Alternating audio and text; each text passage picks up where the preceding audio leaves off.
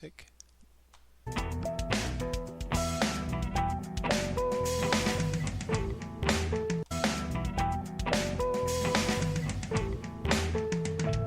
going to learn how to handle that music, Joe. Hi, this is Jim the Keys bartender coming to you from Key Largo. I'm here with Papa Joe.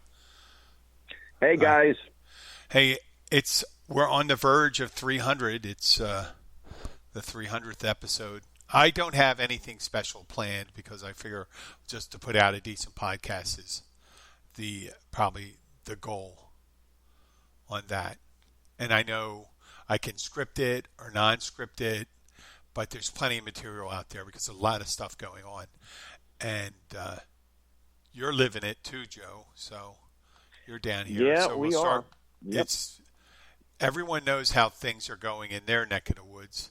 But in the Florida Keys, correct me if I want to keep everyone up to date. You know, the Keys are open. We have people coming down. We're on the brink of the 4th of July. We have a lot of people coming down. And like the rest of Florida, if you look as today's June 24th, and right? Is today the 24th? I think so all day. 24th.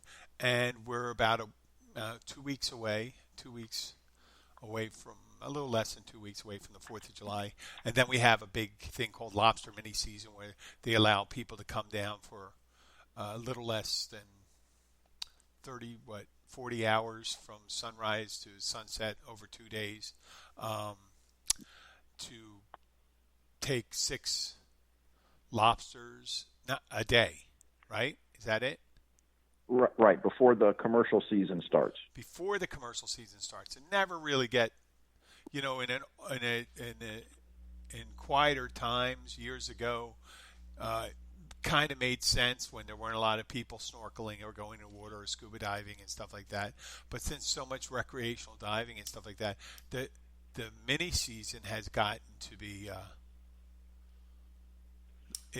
really busy. A lot of people get involved with it for some reason. It's massive. In fact, they don't come just for the weekend, Jim. They start piling in around Monday, Tuesday. Yeah, and they pick their spots and they get their right. Yeah, right. And they start piling in. And it's almost like I'm not a big fan of the Caribbean lobster, taste wise. You know, it's to me it tastes a lot like shrimp. You know, and if I I want happen to lobster, like them, but which is not wrong, I just nothing don't wrong with a big lobster. I mean, big shrimp. What? No. But I don't know. I just, that mini season, sometimes it's more trouble than it's worth. I don't think we've had a year in the past. I could be wrong here, but I think it's in the past 5. We've had at least one fatality, usually from drowning. Yeah. Every mini season. Because it's chaos. It is truly chaos on the water. Destruction of the environment. It's as if it's a mini season seems to be devised by much like a teenager who decides his parents go on vacation, he's left home by himself, and I'll have a party at my house and charge everyone $5 a pop and have 100 people, and I'll make $500, right? And not realizing that the 100 kids that come to the house cost $20,000 in damages.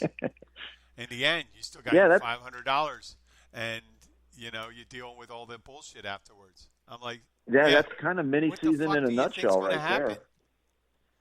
What do you? What do you think's going to happen on nickel shot night?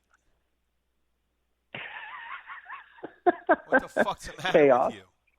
Yeah. Hey, here's nickel shot night. That was a John Mulaney thing. Nothing ever good happens on nickel shot night.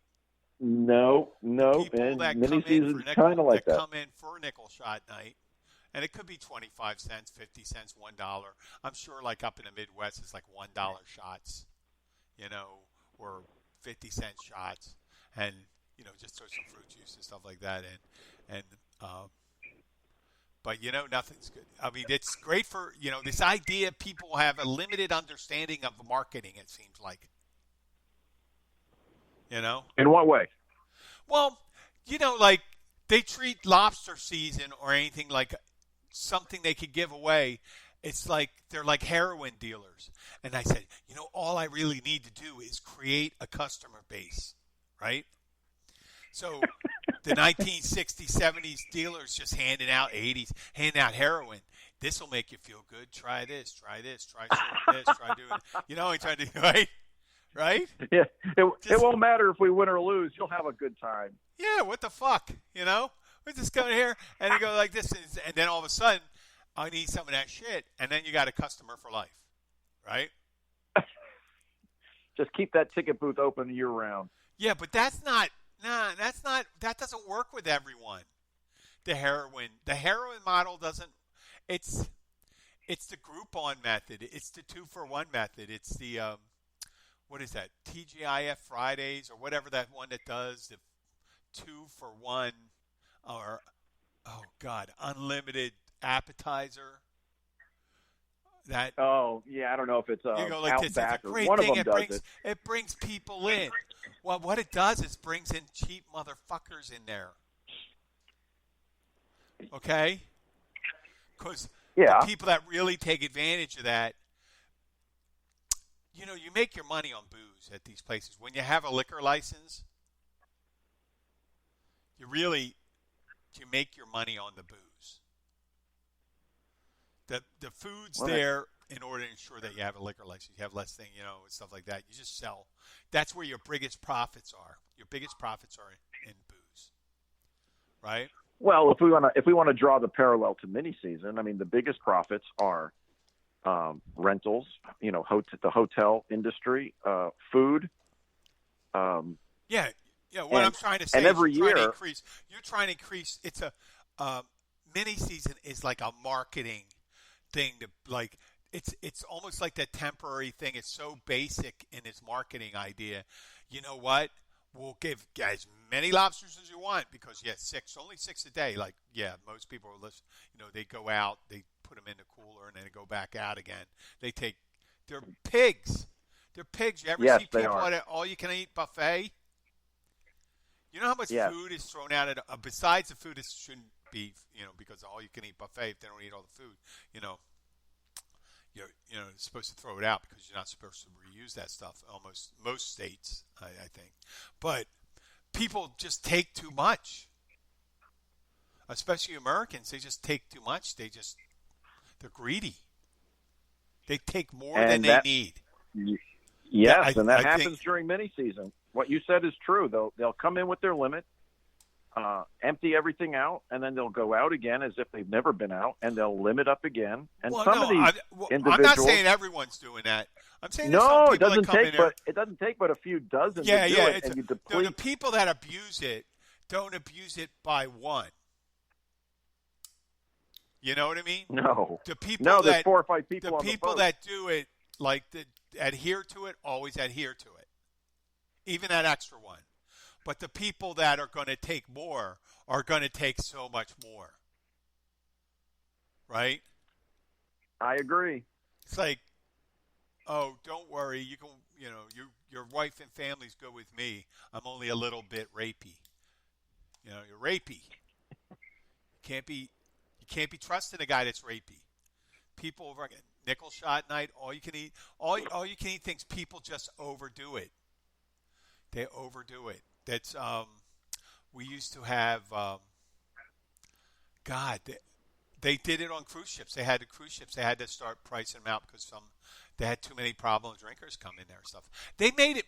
I think they made it worse on cruise ships. I told you about that, Joe. No, how did they handle it? They have an unlimited. It's called an unlimited drinking packages, right? Okay. Well, it's not. It's limited to 15 drinks a day. Boy, right? That's still quite a bit. See that to someone that's not a problem drinker, right? That's the first reaction, right? 15 drinks. Listen, that's even when I was plenty. drinking, Jim, 15 drinks in a day. Good God. Yeah, but who are you attracting? Who are you trying to attract with an all-you-can-drink package? People with an alcohol problem, I suppose. Yes. And who's going to be the first person to say something about the 15-drink limit? someone with an alcohol problem. Yeah, I mean, you're yeah. just I mean, creating a thing that attracts them. It's like, um, it's like creating a flower, and the flower, the pollen from the flower, that uh, um, honeybees are naturally attracted to, and they love it, and it's stuff. It's like wine to them. But when they get in there, there's some oil on the petals that actually kills them. You know, it's like having one thing that's good and one thing that's bad. And that's the yeah, way it's like a Venus flytrap. a problem drinker looks at that 15 and says, "Are you kidding me? What right do you have to tell me how much I can have to drink?" I want Really? more. It Yeah. should be It's like unlimited. we're the Karens of the mask world, You know, we have those people that freak out over wearing a mask and all that stuff. Oh yeah. Yeah. So I wanted to talk about that eventually, but the lobster mini season brings a lot of people in that abuse. A lot of damage is done to the reefs and to the environment. They don't spend a lot of money locally. If they do, it's more at supermarkets and stuff like that. The people that do it, Yes, they that is. get their own lobster and they cook it themselves. Even if they're staying in the motels and stuff like that, they get their little grills and do that stuff. And listen, I'm not saying if an event just naturally draws people that don't go to restaurants, that's a bad event. Because, lodging keepers are deserving of having business. What I'm saying is if they're really abusive and littering and destroying the fisheries, because they take undersized, they take whatever they can, and that Oh damage is yeah. done. The damage is done to the habitats and places they like to go and hide and stuff like that. And the commercial lobstermen are, they have no idea what it would be like to be able to have the really only bite of unlicensed lobstering. You know, so I thought for many years what it would be like if the county simply put a moratorium, say for 3 years, and canceled mini season. yeah. I mean, is it that much? Is it a make or break? It's Jesus Christ. They closed the county in the midst of the busy season. They closed restaurants, and then they closed the whole stretch to Yeah, but I people. think for the I The think for mini the season, hoteliers, the mini season is such a tiny thing when it's compared to the length and breadth and depth of the busy season. You know what I'm yeah, saying? the people that take the biggest hit if we were to close it would be hotels. No, but what I'm suggesting, Papa Joe, is that we already lost such a huge chunk, right? That the part where mini season comes in and causes a blip. What we need is a sustained uptick, about 10% increase over any other summers throughout the whole summer. Not, I mean, and people think mini season is part of that. Maybe it's not. Maybe in the long Yeah, run, no, like maybe next no. year, like you said, if they put a moratorium on it, and then they come back next year and realize the lobstermen start shipping more. There's more money in the community. There's more lobster in local restaurants, locally called lobsters. I know a lot of it goes to China, but that's for the fishermen. It sends the price up. The lobstermen make money. The lobstermen live in the community. The lobstermen spend their money in the community, right? They Yeah, may buy. I think you're right. The commercial fishing fleet is the long-term sustainable economy that we're talking about, Yeah. whereas mini season is like you said, a blip. It does real great for hoteliers for 3, 4, 5 days, and then it's gone. But what's going to sustain them, the community as a whole, is a healthy commercial fishing fleet, which is already at odds with, the federal government's constantly putting restrictions on where they can go, how they can go. Yeah. So they're already a little stressed. They've been stressed since the 70s when all of that started, some of it for very good reason. But, then you add to the same community this army of divers. And you're right. There is damage to the ecosystem. somebody dies every season, and it's not really doing anything that's long-term sustainable for the economy.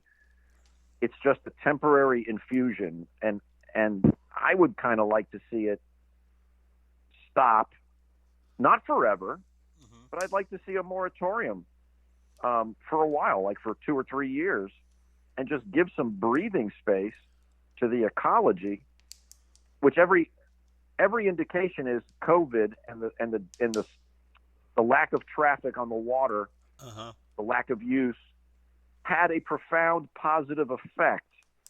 And gee, wouldn't it be nice to just run with that? Yeah, yeah. Well, the problem is that there's still a remainder, an allure of people thinking that mini season is like that oasis in the desert where it has been 2 months, 2.5, 3 months since busy season. And, they had a couple busy weekends and stuff like that. And here you are, you got the, weekend before, weekend after, and mini season in the middle. You have the illusion of more people here, right? The illusion of an oasis. You're going to be making lots of money and stuff like that. But a lot of these small places and stuff like that, even the community, they see that there's a bunch of people just doubling up in rooms and stuff like that. It's the people that are causing, it's a small group of people causing most of the damage. A small group. But there's no way to eliminate the small group without putting a moratorium on all of it. Yeah, so the people that really abuse it, the one that litters, take too small, let it go for 3 seasons. Take a look at what happens to the lobsters. And make sure that the culling of lobsters are only, like, commercial gets the first shot, and then local and tourist licenses you have to have. Yeah, and we haven't even talked about what the state does for enforcement. They bring in about 100, sometimes 110, game and fish officers, or Florida Fish and Wildlife officers, just to handle enforcement of the waterway traffic, enforcement of the lobsters. It's not without a state expense. There's hundreds and hundreds of thousands being expended just to have this. So there's another side of what the state and what the county is spending just to make sure people are safe and just to make sure resources aren't taken. If you look at the depths they go to, what is most lobstering's done within a mile of all the keys, right? Maybe even a half a mile. What, a mile? Yeah, no, on the outside, yeah, but it's much closer. Yeah, okay. Well, let's just say. So let's say they have, they got 1,000 square miles. They got to really police, right? That's what they have to do. They're asking. It's 200. It's 228 linear. Linear, yeah, Atlantic but I'm showing the depth if you take that whole. Yeah, you're right. Right. Okay. We'll just make it without any of the cuts and all that stuff. Let's just say make it 250 then. 250 miles. That's still a lot. Oh my God! I mean, yes, that is. You bring in 100 extra officers. Say there's 40 in the county normally. It's 100. That's not enough. 2,000 officers. Yeah, you really do, because there's that many boats. There's not enough time in a day for an FWC officer, and what few county marine units there are. They don't get to within a tenth of the people. No, of course not. The chance of when they're doing it, they've been doing it so long, they know exactly what to do, and they know what to exactly have on board or not have on board to not be in violation.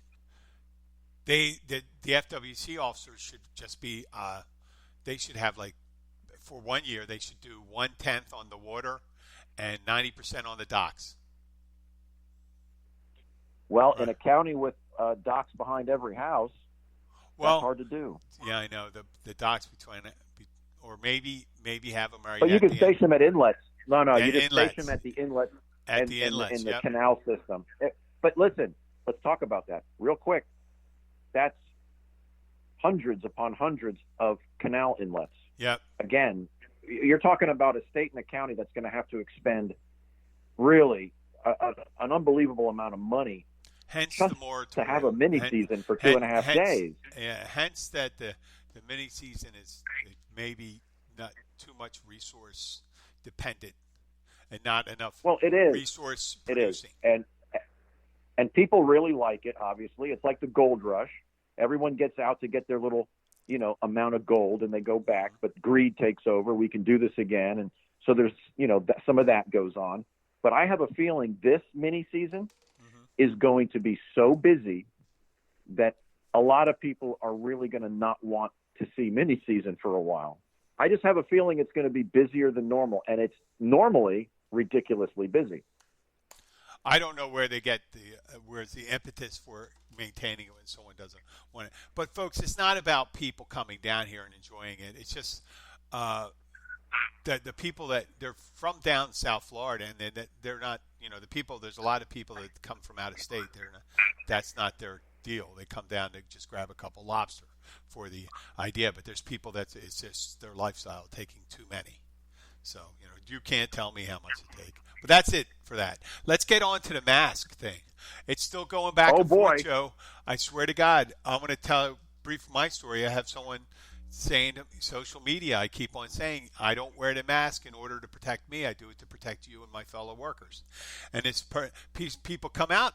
That guy said to me, he says, well, if you're afraid, you wear a mask. And if you're sick, stay home. Well, they got the fucking thing backwards right there. I said, I didn't say that. I said, then you got to learn asymptomatic. The word asymptomatic, meaning you may not be sick. You may not feel sick. You may not look sick. But you can still pass it on. You just could be a carrier. They don't understand you could be a carrier without displaying that. And that's where the protection comes in, where you wear the mask from. It's not about being afraid. Yeah, you know what? Maybe I'm afraid of killing somebody, and I don't think that's it. And if you're like someone and say, they shouldn't be out if they're too weak, then you're a dickhead. That's it. Well, unfortunately, I would normally say it's survival of the fittest if that's how you feel. But by not wearing a mask, you're still putting me, you're putting the server, you're putting the clerk at the store in danger. If you happen to be carrying and not know. Yeah. It's the most selfish, narcissistic fucking thing I've ever seen. Just wear a goddamn mask. Yeah. In the end, listen to this one I even say. In the end, they may say, you know what, it wasn't that big a deal, right? Okay. But we don't know that. And if you could do something that saves someone's life without, doing too much, without too much of an effort. Wearing a mask is that thing that you can do. So well, because we do know that, don't we? We don't know down the road if they say, well, at the end of the day, it turns out masks were not necessary. But right now, there is something we know. We know that they're telling us masks do work. So we don't know anything else but that. So to deny that because of your political agenda or you're just a dumbass, you're putting not just yourself and your family. Hey, man, you want to kill your family? You're an idiot, but go ahead. Don't kill mine. Hey, and yeah, I don't know. It's to me, it's an ignorance problem, and it's part of that polarization of the politics in this country. There's no reason why Americans should be doubting the best science we have available, but they do. They're always. Oh, I did on the previous episode. They're always in the mood for a good conspiracy theory. So they hitch on to one person, one person's idea, and some crazy fucking lunatic doctor may agree with them. So hey, there's your proof. And this person at one time, was a fellow at Emory University and all this stuff. And then in the end, you say, you don't really understand. People, normal people, regular people go crazy all the time. Right, Joe? Oh, going nutty happens. Yeah, go nutty. There's regular people. There's some brilliant people out there. And brilliant people, if you want to talk about brilliant people, I think, many times are more prone to psychological problems. Well, it's not just that. How about brilliant people who are brilliant in their field? I'll tell you a real quick story. Yeah. So when my son had cancer, my son had brain cancer, and we got a bunch of doctors. I called around. I got a bunch of experts. And I was very fortunate to get a hold of and bring on board part of his consulting team, Dr. Ben Carson. So everyone knows Ben Carson. Yeah. And as far as, brain pathology and including things that affect brain pathology, cancers, I'm so glad that I had him on the team because he clarified in very simple terms, what we were doing, why we were doing it. He was a light, as were the others. I mean, I was fortunate. I reached out to Europe. So I had Italy, Norway, Sweden. I had some doctors at Annapolis, in Carson. Okay, so I networked it hard. Now, I can easily say that Ben Carson, as the head of HUD, has proven to be a complete incompetent. But we know he's not a stupid person in his field. But, you see what I'm saying? Outside of his field, what makes him an expert there? Yeah. Nothing. No, but they go, and some of them even go crazy. I'm not suggesting Ben Carson went crazy. No, I'm not saying he could. Crazy, I'm just saying you could be a nut. You could be brilliant in your field and a nut. There are tons of people like that. The Unabomber was one of them. So a lot of the serial killers test way off the charts when it comes to IQ. Genius.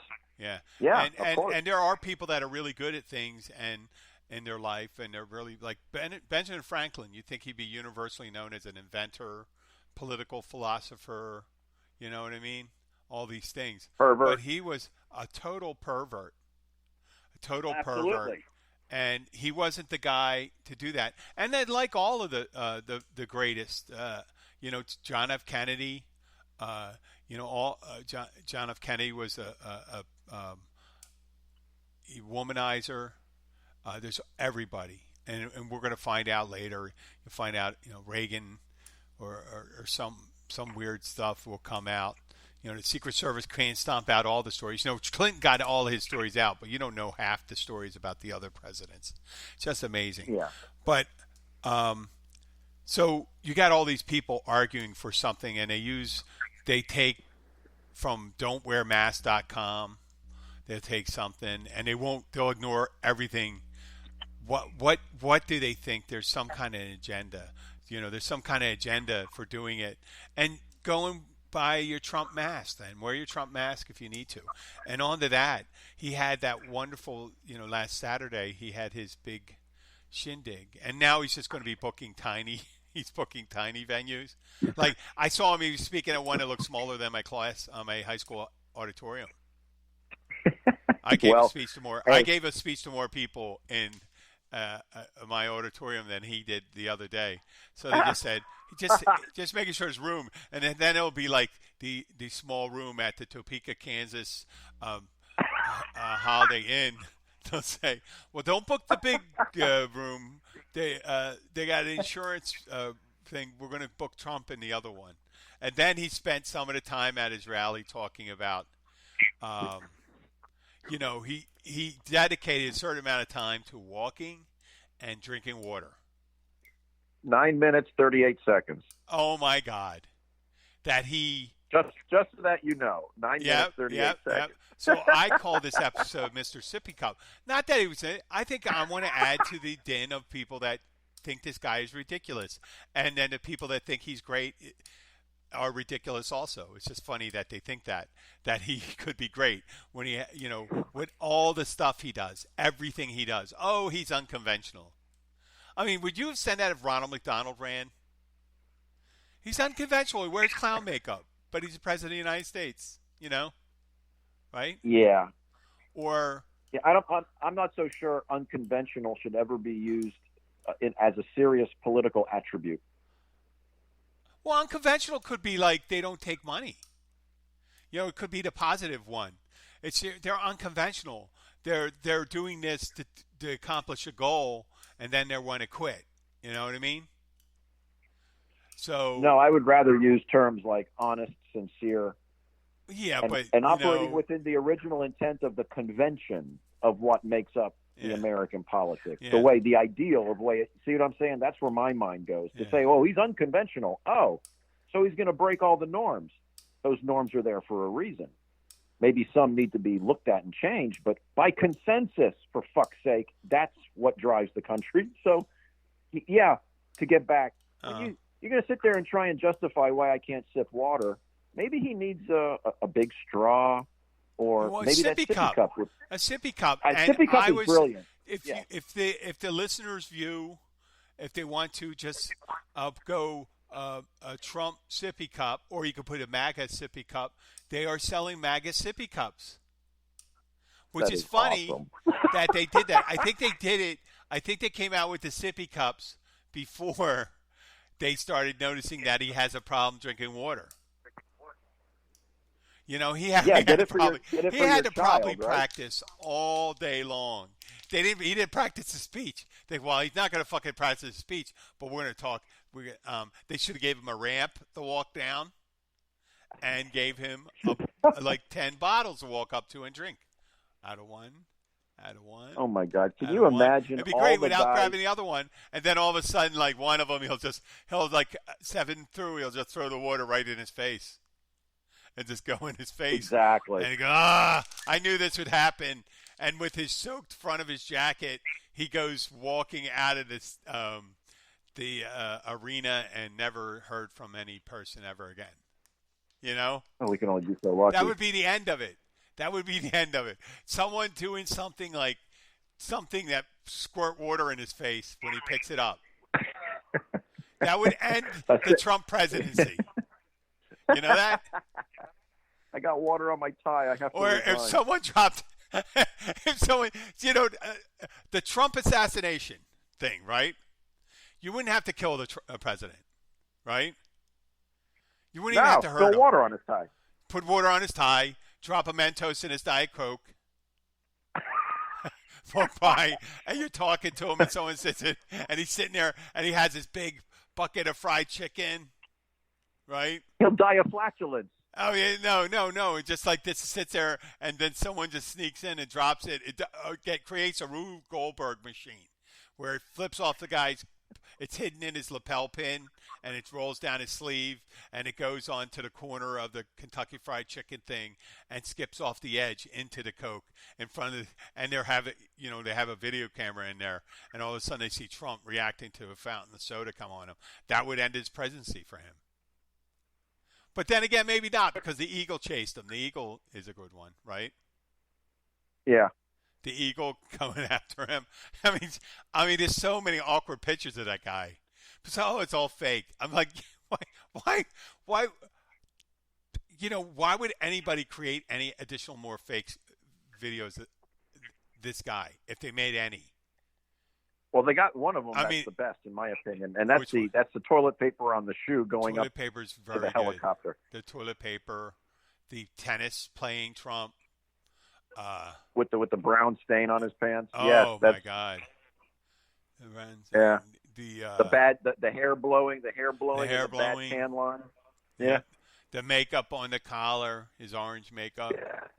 Oh my God. Yeah, it's a clown show, brother. It's a complete clown show. Yeah, I know he does wear a lot of tanning stuff.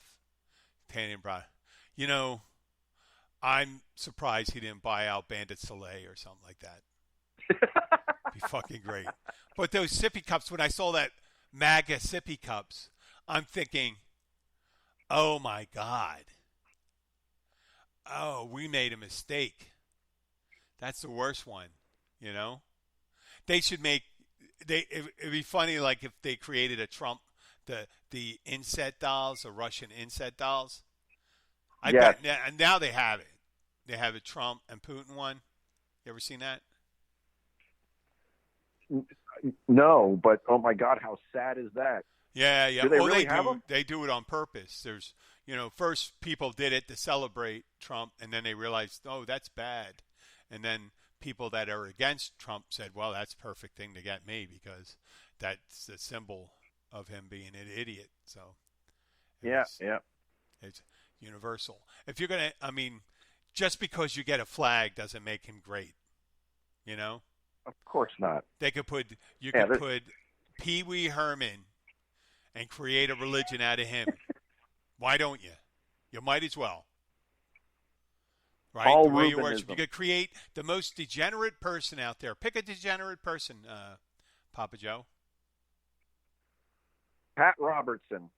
Well, they worship him already, so that pick he's a degenerate. Pick someone who's not of their ilk now, but isn't a liberal firebrand.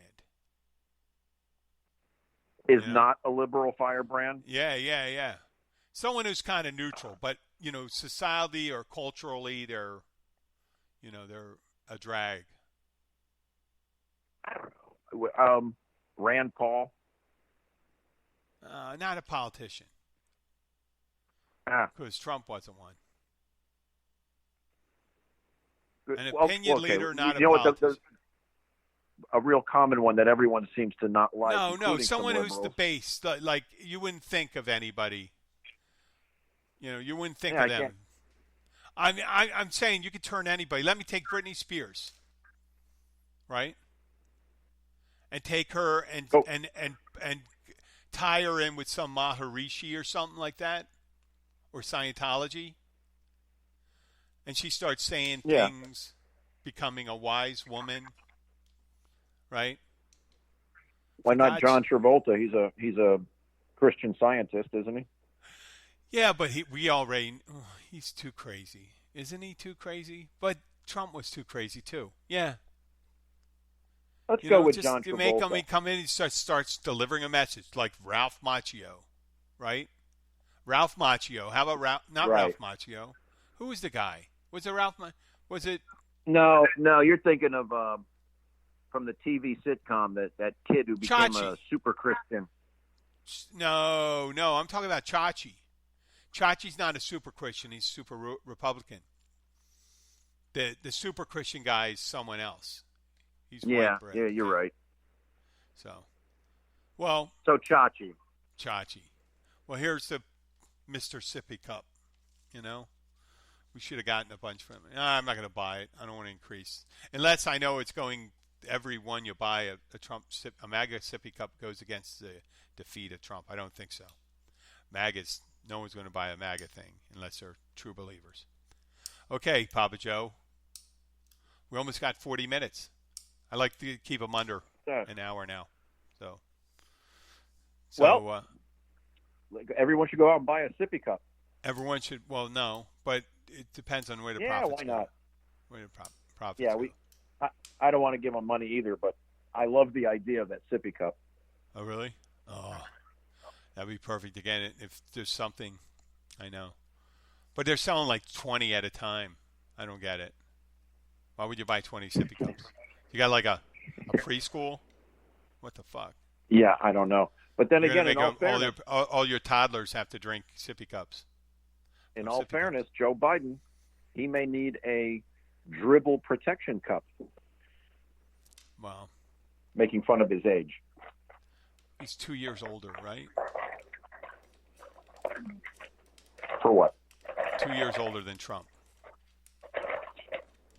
It's negligible. It's a few years older than Trump. Yeah. Trump is in worse physical condition. Just oh my God. Face that. Yeah, for sure. He can barely lift a glass of water and can't walk down a ramp, and he has a hard time standing still, and he sways like Jesus Christ, bamboo. He has all the criteria of someone who may have suffered a stroke. Yeah, he looks like he's gonna keel over one day. Who knows? Who knows what's going to happen? Feed him more chicken, baby. Yep, more chicken. See what happens during one of the debates he has to go to. So, okay. Well, Papa Joe, thank you for being on. Thank you. Anytime. We'll talk to you later. Thank you for listening, folks. Follow us on Facebook. Follow us on Instagram. Follow us on Twitter. And please subscribe to the show and share it with your friends and family. And sometimes they could be both, but most of the time they're not both. Some people, you got your friends, you got your family, and a lot of times they don't come together. But till then, take care. Bye, Papa Joe. We'll see you later. See you later.